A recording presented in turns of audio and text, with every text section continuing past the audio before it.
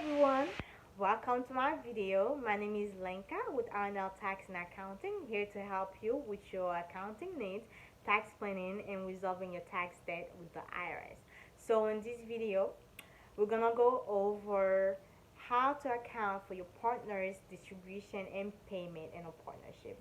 But before we go over that, first I wanted to touch base on if you are a multi-member LLC, which means there's two members or more on the LLC, you are automatically classified as a partnership, except if you elected to be treated as an S corporation or a C corporation.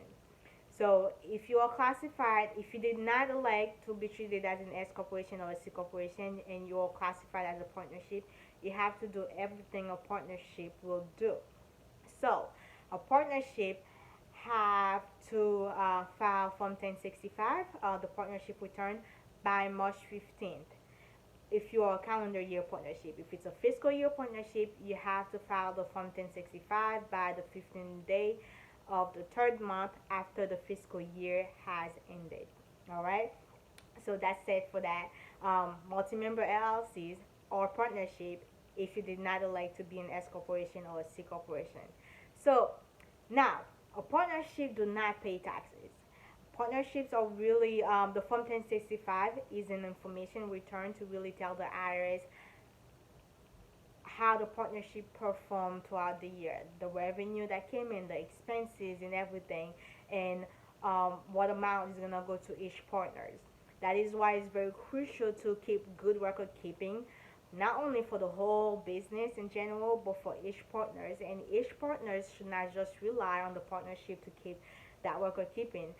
They need to keep that record keeping for themselves as well, to know um, in the beginning of the year, what was the basis in the beginning of the year, how much contributions that they made to the partnership, um, cash or assets, how much distribution that they received, cash or assets, and what payment they received. And then again, distributions and payments needs to be classified differently. They cannot be combined because they are reported differently on the return.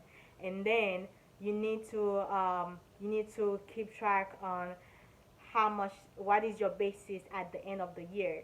You calculate your basis at the end of the year after going over your beginning of the year basis, the contributions made, distributions received, and payment received. So those are all gonna be reported on the Form 1065, and then they're gonna flow through to each partners. Now, some of those expenses are combined. They're called the general business income, which they take the general business income revenue and the general business expenses, and they combine it, and then they get the net profit, the general business net profit.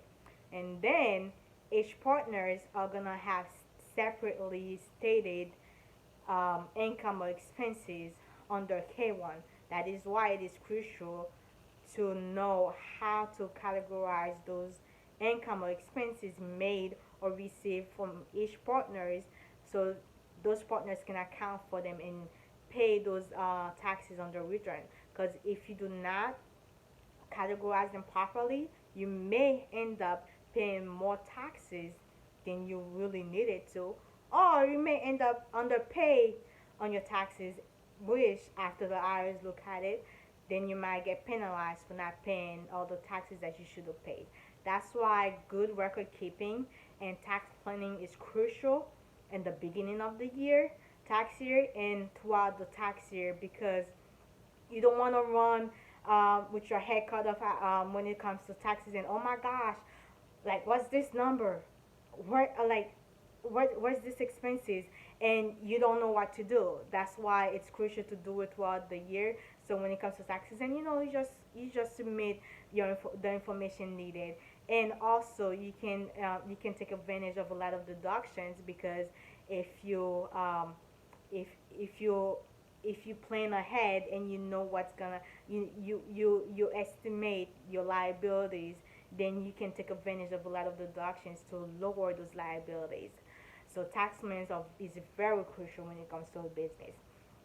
The last thing I want to touch base on is qualified joint venture. I know I talk about multi-member LLC, and that with the multi-member LLC, that includes husband and wife as well. So with the qualified joint venture, what it is that if a husband and wife run a business together, they did not form a business. They did not have a business formation, an LLC, an S corporation, a partnership, or a C corporation. They can elect to use the qualified joint venture where each spouses can take 50% of the income or expenses of the business and create a Schedule C. And it only applies to husband and wife. So it's any spouses. If both spouses actively participated in the business, they can use the qualified joint venture. If they haven't had a business formation, an LLC, partnership, C corporation, or corporation.